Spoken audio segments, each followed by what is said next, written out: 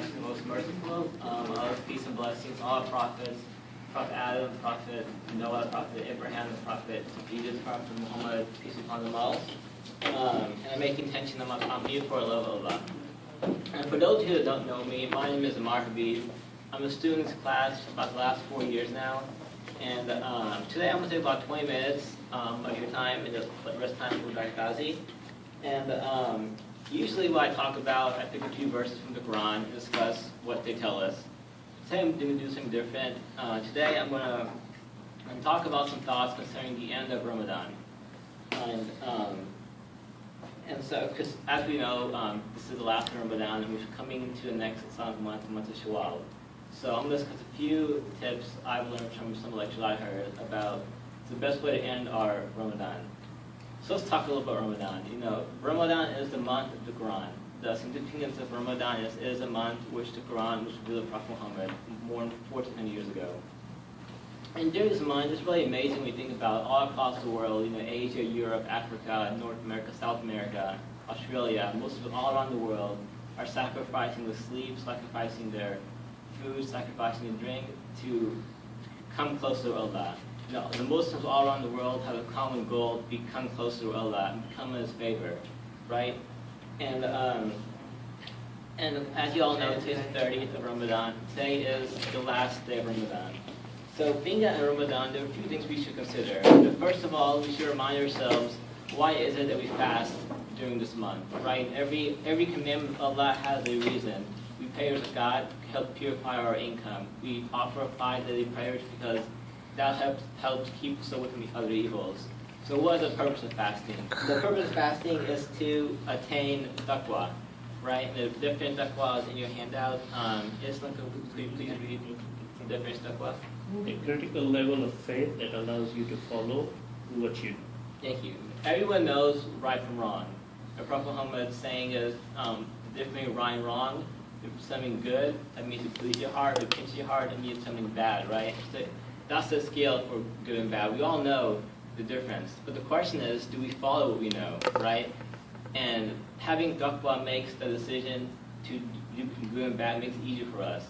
But we know if we have taqwa or not based on our actions. For example, tomorrow morning, my alarm goes up for my morning prayer.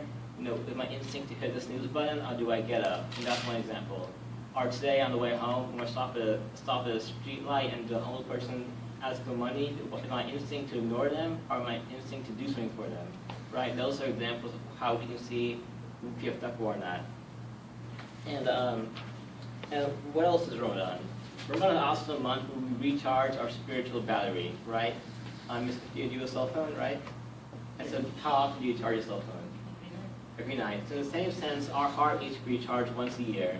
And Ramadan is the month where we recharge our spiritual battery. And the way we achieve taqwa, the way we recharge spiritual battery, on the handout, Dad, can you please read those two?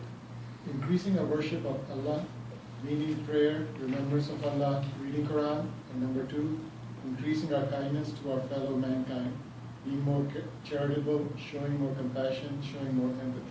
Thank you. The first thing we should realize, even though it's the last day of Ramadan, it's not over yet. We still have a few hours. So we should all make a commitment not to walk across the finish line, but to run across the finish line. You know, for these last few hours, try to find one more thing to do. You try to read a little more Quran. Try to find one more person to help. You know, try to offer one more extra prayer, right? Because these last few hours may make a difference between whether or not our battery lasts the whole 11 months or where it goes only 10.5 months or 10 months, right? And so another thing we need to do is, since in Ramadan, we need to kind of look back at ourselves and look and kind of evaluate our Ramadan and see, were we successful this year or not, right? Because the test will come tomorrow, right? We'll see tomorrow whether or not we have access to Ramadan. When tomorrow comes, if we have had any change in our heart, if we had strengthened our good habits, if we had given up our bad habits, this means we have had access to Ramadan. It means we've shown Allah how much we appreciate Him giving us Ramadan.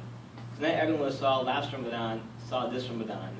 Not everyone who's seen this Ramadan will see next Ramadan.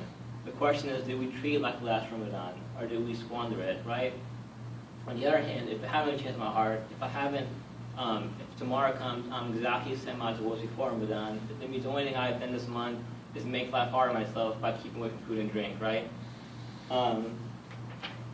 So we could end Ramadan. Let's go over a few tips as to how we can best end our Ramadan. And these tips I got from a great lecture by Dr. Yasser, who, as we all know, is Dr. Tai's younger son and is a world-renowned scholar. So look at the first one. Mama, can you read the first one? Finish off Ramadan with asking for forgiveness for any mistakes made during this month. Okay, thank you. Ramadan is the best month for us to ask for forgiveness. And we all know none of us made 100 out of 100 fasting. You know, every day we probably made a mistake. Whether it was losing our temper, whether it was saying something we shouldn't have said, looking at something we shouldn't have looked at, or maybe starting late or ending early, you know, not by mistake, right? The point is none of us have made a purpose to go on Ramadan. So the best way for us to end Ramadan is ask for forgiveness for any intentional or unintentional mistake we may have made. You know, the two world attributes, He is Al-Ghafar, the most forgiving, Al-Ghafur, the all-forgiving, and inshallah He will forgive us for any mistakes we've made. So looking at the next one, Ms. Isaac, can you please number 2? Make supplication that Allah accepts your good deeds during this month. Thank you. More important than doing the good deed is the acceptance of the good deed.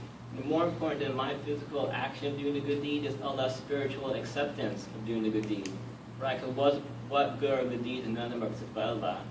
And if you look back in the Quran, the story of Prophet Ibrahim, when he built the Kaaba, when he built the house of Allah, what he do? He asked Allah to accept his good deed, right?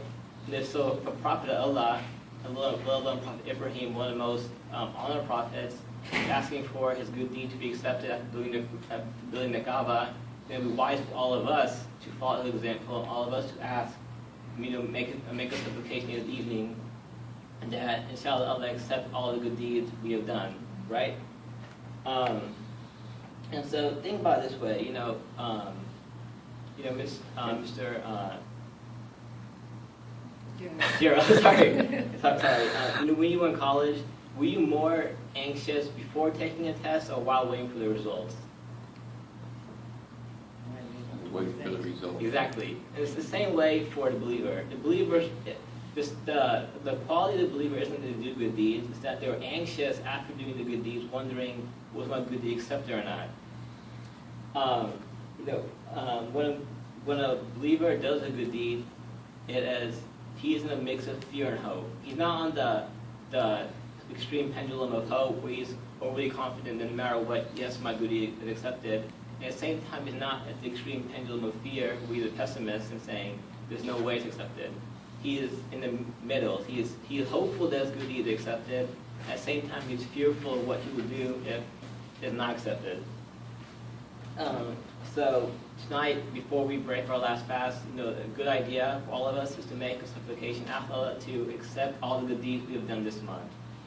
And so, looking at number 3, Ross, can you please number 3? Continue the good habits you have started in spring. Thank you. Ramadan is a time to introduce us and reintroduce us to all the different forms of worship. Reading the Quran, remembering Allah, praying extra prayers, being kind to our neighbors, being charitable. These are all different forms of worship. These are all different paths to heaven, right? And during Ramadan, we were doing all of these. And not only are we doing them, we're doing all of them at the highest level, am I right?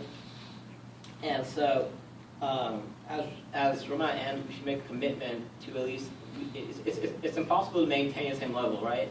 Psychologically and spiritually, it's impossible to maintain the level of worship during Ramadan in the next 11 months. But we can maintain some aspects of each and every one of them, right? And maintaining is not the goal.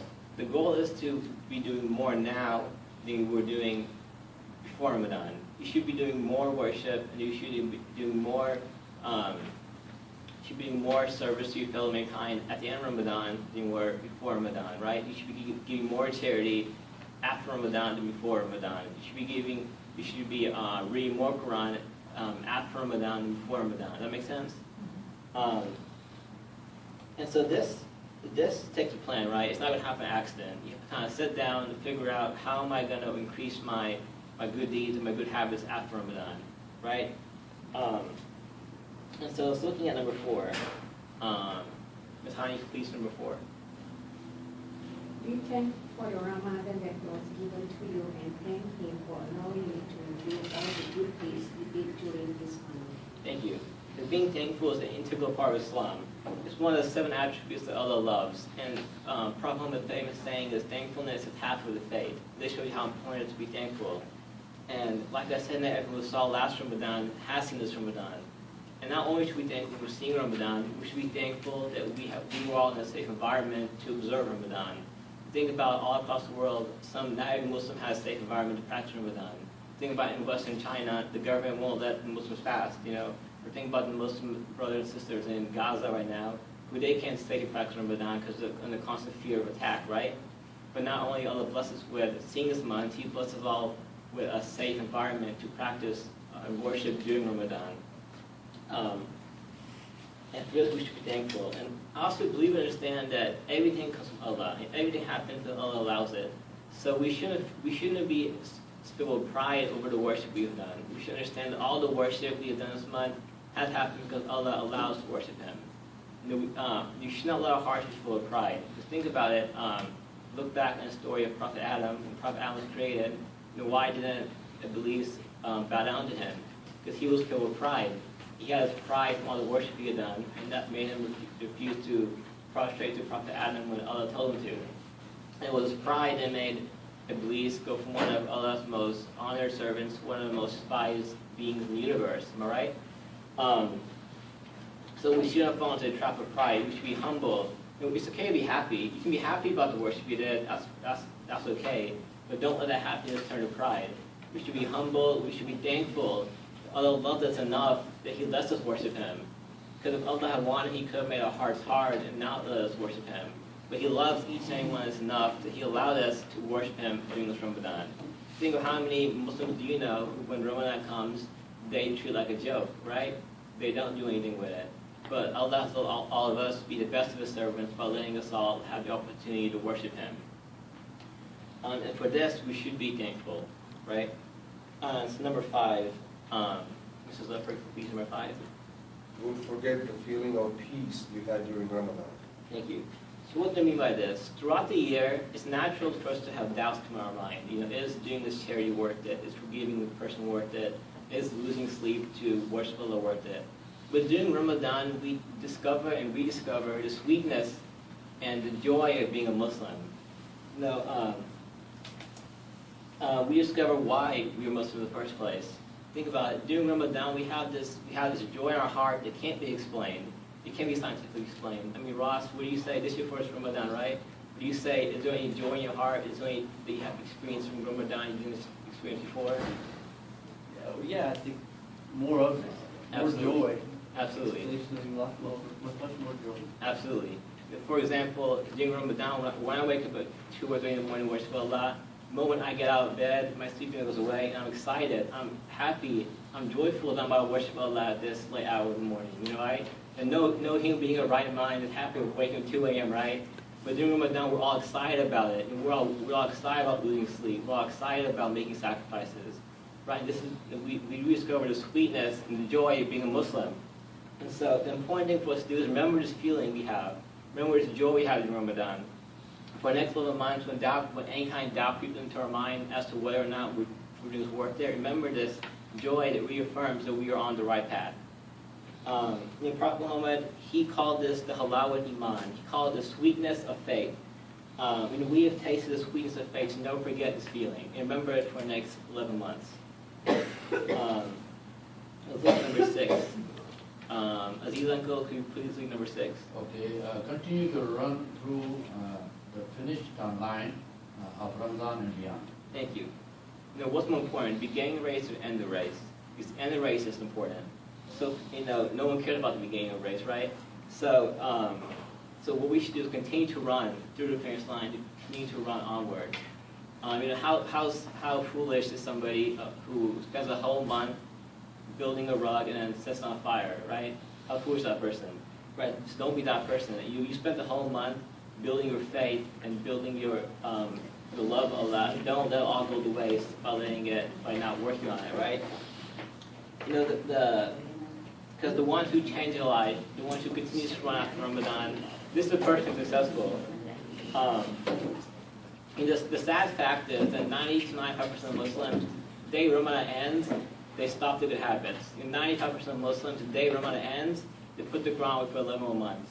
Right? So just imagine 95% of Muslims are doing that, and you don't do that. How much have you separated yourself from everyone else in the eyes of Allah? Or how much have you separated yourself from the masses?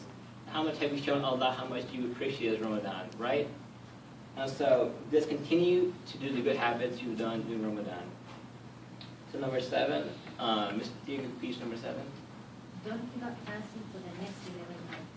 Right, don't limit fasting to just Ramadan. Continue to, it was the conduct of the Prophet to regularly fast throughout the year. You know, the 14th, 15th, and 16th every month, Islamic month was when Prophet fasted, and level above that every Monday and Thursday.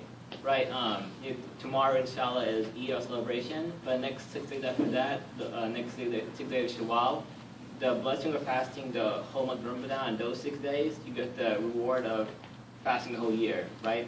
And this is optional fast, but see Allah's putting the ball in our court, so we can do it if we want. These are some good tips for myself, and good reminders for myself and all of you guys. And I'd like to thank you all for listening. And like always, I end by saying anything good I say came from Allah, anything bad I say came from me. Ask for forgiveness for saying anything bad. Thank you.